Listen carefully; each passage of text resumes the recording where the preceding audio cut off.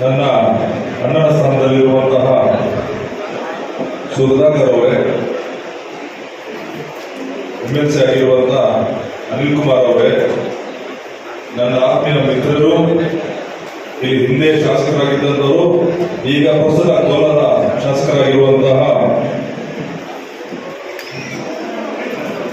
ಕೊತ್ತೂರು ಮಂಜಣ್ಣ ಅವರೇ, ಆದಿನಾರಾಯಣ ಅವರೇ, ಶಿವಣ್ಣ ಅವರೇ, ಅಧ್ಯಕ್ಷರಾದ ಲಕ್ಷ್ಮೀನಾರಾಯಣ ಅವರೇ, ಬ್ಲಾಕ್ ಅಧ್ಯಕ್ಷರಾದ ನೀಲಕಂಠ ಅವರೇ, ಅಮಾನುಲ್ ಅವರೇ, ರಾಜೇಂದ್ರ ಅವರೇ, ನೆರೆದಿರುವ ಎಲ್ಲ ನನ್ನ ಕಾಂಗ್ರೆಸ್ ಬಂಧುಗಳೇ, ವೇದಿಕೆ ಮೇಲಿರುವ ಎಲ್ಲ ನನ್ನ ನಾಯಕರುಗಳೇ, ನನ್ನ ಪಕ್ಷ ಈಗಾಗಲೇ ನಮ್ಮ ನಾಯಕರು ಮಾಡಿಕೊಂಡಿದ್ದಾರೆ. ಆದರೂ ನನ್ನ ಕರ್ತವ್ಯ ಅಂತ ಒಂದಿರ್ತದೆ. ನಾನು ಇಂಜಿನಿಯರಿಂಗ್ ಪದವೀಧರ.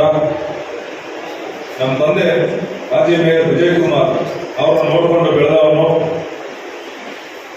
ಅವರ ನೋಡಿ ಯಾವ ರೀತಿ ಜನ ಬರ್ತಾ ಇದ್ರು, ಯಾವ ರೀತಿ ಅವ್ರ ಕೆಲಸಗಳು ಮಾಡಿಕೊಳ್ತಾ ಇದ್ರು ಅಂತ ನನ್ನಲ್ಲೂ ಒಂದು ಸಣ್ಣ ಆಸೆ ಹುಟ್ಟಿ ನಾನು ಒಬ್ಬ ರಾಜಕೀಯಕ್ಕೆ ಹೋಗ್ಬೇಕು ಅಂತ ಹೇಳಿ ನಮ್ಮ ತಂದೆ ಗೊತ್ತಿದ್ದರೆ ನಾನು NSU ಸೇರ್ಕೊಂಡೆ.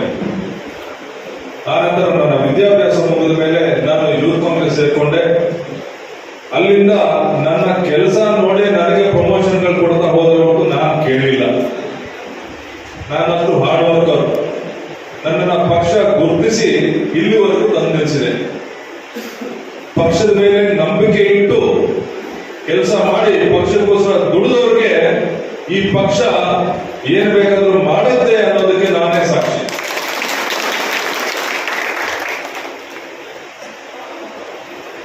ಈಗ ಅನಿಲಣ್ಣ ಹೇಳ್ತಾ ಇದ್ರು, ಇಲ್ಲಿನ ಶಾಸಕರು ಏನು ಹೊರಗಿನವರು ಬಂದು ಇಲ್ಲಿಂದ ಇದ್ದಾರೆ ಅಂತ. ಈ ಹೊರಗಿನವರು ಒಳಗಿನವರು ಅನ್ನೋದು ಬಿಟ್ಬಿಡಿ. ಯಾಕಂದ್ರೆ ನಮ್ಮ ಕೊತ್ತೂರು ಮಂದಿರ ತಂಡ, ನಮ್ಮ ಸ್ನೇಹಿತರು ಇಂದಿರಾನಗರದಲ್ಲಿ ಯಾವಾಗಲೂ ನಮ್ಮ ಜೊತೆಲೇ ಇರೋರು. ನಮಗೆ ಅಲ್ಲೂ ಭೇದ ಭಾವ ಇಲ್ಲಿ ಅಲ್ಲಿ ಇಲ್ಲ. ಕೃಷ್ಣ ಬೈರೇಗೌಡರು ಇಲ್ಲಿದ್ದವರು ಇವತ್ತು ಬೆಂಗಳೂರು ಶಾಸಕರಾಗಿದ್ದಾರೆ, ಮಂತ್ರಿಗಳಾಗಿದ್ದಾರೆ. ನಾವು ಆತ್ಮೀಯಿಂದ ಬರಮಾಡ್ಕೊಂಡಿದ್ವಿ.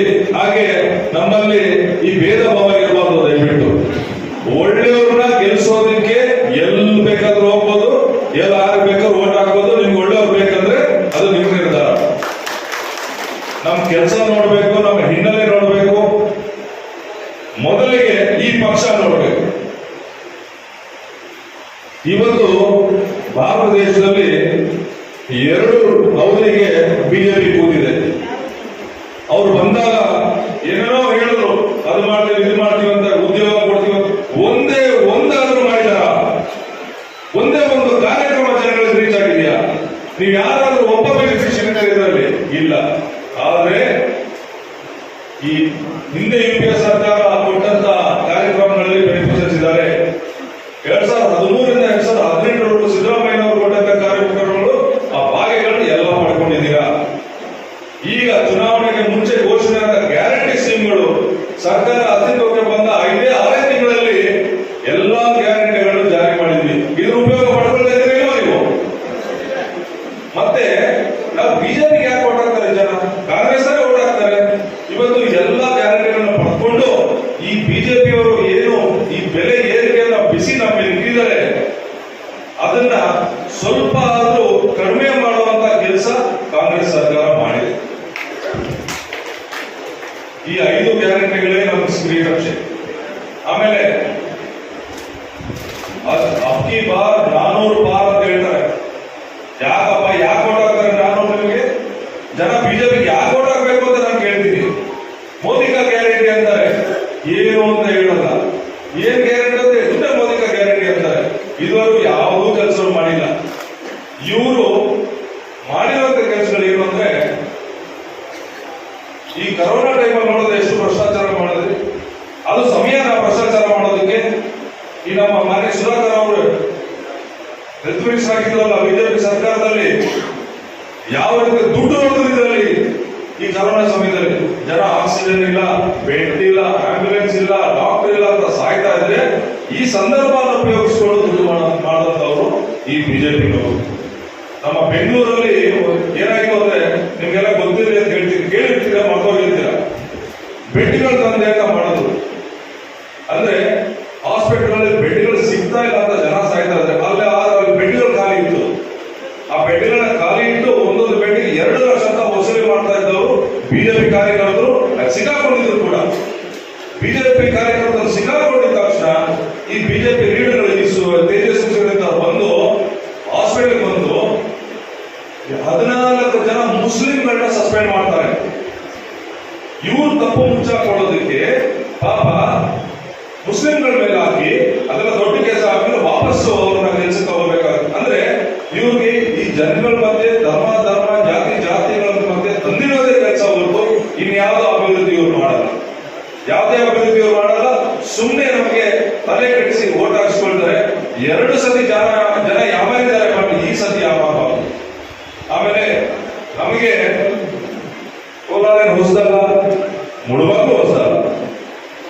ನನಗೆ ಸಲ ಇಟ್ಕೊಂಡು ಅವ್ರು ನಮ್ಮ ರಿಲೇಟಿವ್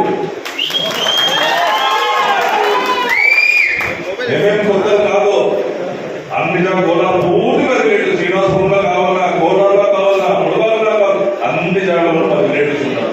మేమే చూడాలి కాదు. ಯಾರ ಯೋಚನೆ ಮಾಡಿ ಮುಂದೆ ನಿಮ್ಮ ಮಕ್ಕಳ ಭವಿಷ್ಯ ಡೇಂಜರ್ ಆಗಿದೆ.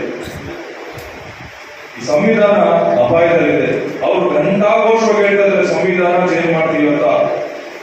ಅಂದ್ರೆ ಅವರು ಇಂಡೈರೆಕ್ಟ್ ಆಗಿ ರಿಸರ್ವೇಶನ್ ತೆಗಿತೀವಿ ಅಂತ ಹೇಳ್ತಾ ಇದ್ದಾರೆ. ಒಂದೇ ಒಂದು ಸಾರಿ ಊಹಿಸ್ಕೊಳ್ಳಿ, ರಿಸರ್ವೇಶನ್ ಇಲ್ಲ ಅಂದ್ರೆ ನಮ್ ಗತಿ ಏನಾಗುತ್ತೆ ಅಂತ. ನಮ್ಮ ಮಕ್ಕಳು ಉದ್ಯೋಗಕ್ಕೆ ಹೋಗೋದಿರ್ಲಿ, ಶಾಲೆ ಕೂಡ ಹೋಗಕ್ಕಾಗಲ್ಲ ಅಂತ ಪರಿಸ್ಥಿತಿ ನಿರ್ಮಾಣ ಆಗುತ್ತೆ. ಈಗಾಗಲೇ ನಮಗೆ ಯಾವುದು ಕೆಲಸಗಳು, ಸರ್ಕಾರಿ ಕೆಲಸಗಳು ನೀಡ್ತಾ ಇದ್ದಂತ ಸರ್ಕಾರಿ ಸ್ವಾಮಿಗಳನ್ನ ಮುಚ್ಚಾಕಿ ಅಥವಾ ಮಾರಾಡ್ತಾ ಇದ್ದಾರೆ. ನಾವು ಯಾವುದೋ ಒಂದು ಫ್ಯಾಕ್ಟರಿ ಯಾವಾಗ ಮುಗಿಸ್ತೀವಿ ಅಥವಾ ಯಾವ್ದಾದ್ರು ಬೇರೆಯವ್ರು ಕೊಡ್ತೀವಿ ಹೇಳಿ ಲಾಸ್ ಆಗ್ತಾ ಇದೆ. ಆದ್ರೆ ಪ್ರಾಫಿಟ್ ಇರೋಂತ ಮಾತಾಡಿದ್ರೆ ಅದೇ ನಮಗೆ ಪ್ರಾಫಿಟ್ ಆಗುತ್ತೆ ಅಲ್ವಾ? ಅಂದ್ರೆ ಬಿಜೆಪಿನವರು ಇಷ್ಟೆಲ್ಲ ಮಾಡಿದಾರಲ್ಲ ಸಂಸ್ಥೆಗಳು, ಅವೆಲ್ಲ ಏನು ನಷ್ಟದಲ್ಲಿ ಲಾಭದಲ್ಲಿರುವುದನ್ನೇ ಮಾಡಿದ್ದಾರೆ.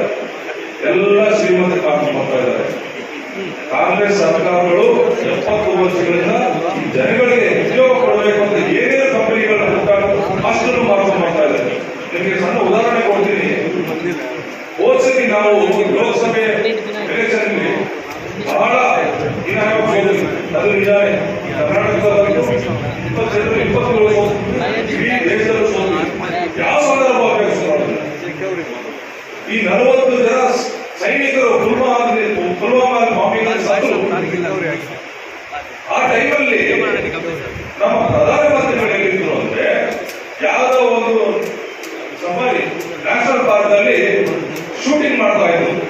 ಬೆಳಗ್ಗೆ 8 ಗಂಟೆಗೆ ಈ ಅವಘಡ ಸಂಭವಿಸಿರೋದು. ನಮ್ಮ ಪ್ರಧಾನಮಂತ್ರಿಗಳು ಸಾಯಂಕಾಲ 7 ಗಂಟೆ ತನಕ ಶೂಟಿಂಗ್ ಮಾಡ್ತಾವೆ.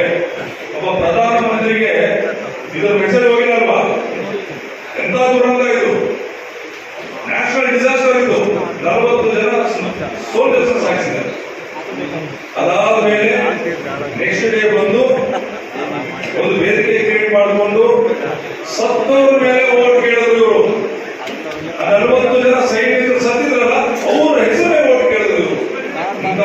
ಬಿಜೆಪಿಯವರು ಇನ್ನೊಂದು ಏನ್ ಮಾಡಿದ್ರು,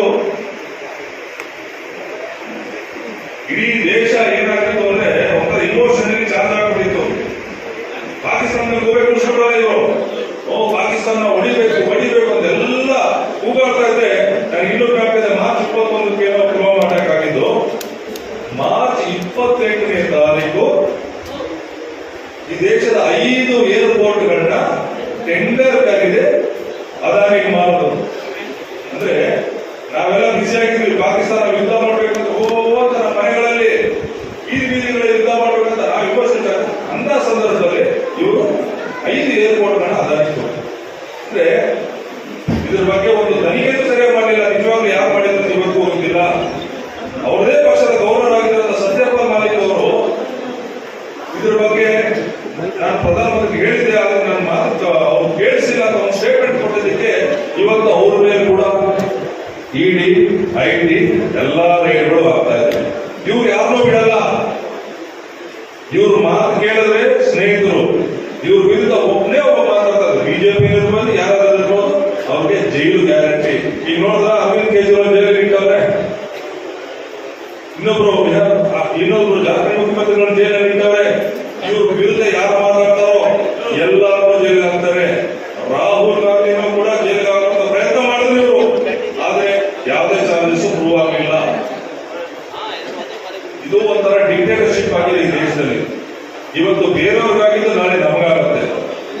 ದಯವಿಟ್ಟು ನಮ್ಮ ಕಾರ್ಯಕರ್ತರಲ್ಲಿ ಏನು ವಿನಂತಿ ಮಾಡ್ಕೊಳ್ತಾರೆ, ತಾವು ಓಟ್ ಹಾಕೋದಲ್ಲದೆ ತಮ್ಮ ಬೂತ್ಗಳಲ್ಲಿ, ತಮ್ಮ ಏರಿಯಾಗಳ ಮನೆಗಳಿಗೆ ಹೋಗಿ ಇದನ್ನ ಕಾಂಗ್ರೆಸ್ ಗ್ಯಾರಂಟಿಗಳ ಬಗ್ಗೆ ತಿಳಿಸಿ, ಬಿಜೆಪಿಯವರು ಯಾವ ರೀತಿ ಏನೂ ಕೆಲಸ ಮಾಡಿದ್ದೇನೆ ಬರೀ ದುಡ್ಡೋಡಿಕರಣದ ಬಗ್ಗೆ ತಿಳಿಸಿ ಅವರ ಮನಸ್ಸು ಪರಿವರ್ತನೆ ಮಾಡಿ ಕಾಂಗ್ರೆಸ್ಗೆ ಓಟ್ ಹಾಕಿಸುವಂತ ಕೆಲಸ ನೀವೆಲ್ಲ ಮಾಡಬೇಕಾಗಿದೆ.